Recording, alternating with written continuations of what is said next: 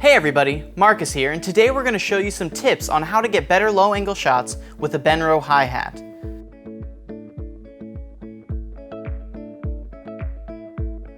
Are your low-angle shots shaky, uneven, lacking variety, and just not up to the quality standard you're okay with? Whatever it may be, we're here to help you improve the quality of your low-angle shots. Our first tip is to make your shots stable. Stability improves the quality and professionalism of your footage. Although something like a sandbag does provide some stability for your low-angle shot, the type of shots you can acquire like this are limited. With a hi-hat and a fluid head, we're afforded more flexibility and are able to capture many more shot varieties.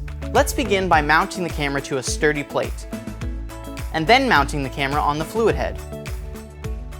Now all you have left to do is make sure your hi-hat is going to remain stable throughout the course of the shot. For the perfect tilt, use the tilt locking lever, which makes it possible for you to get perfectly steady up and down tilt shots. The same goes for pans. Just use the pan lock lever to capture steady and smooth pans. Our second tip is to add a point or multiple points of reference.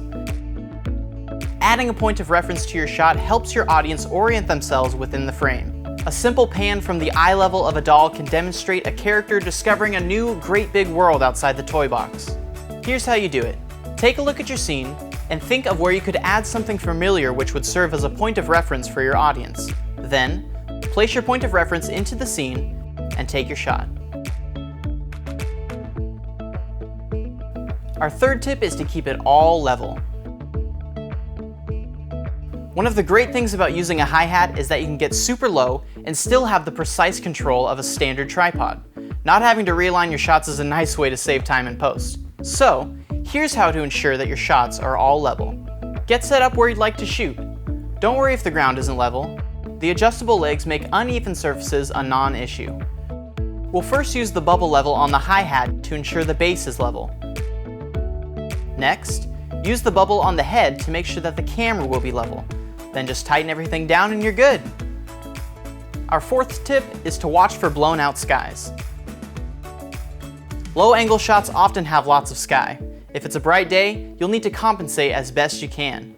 These next tips will show you how to reduce or prevent blown out skies. But when in doubt, underexpose.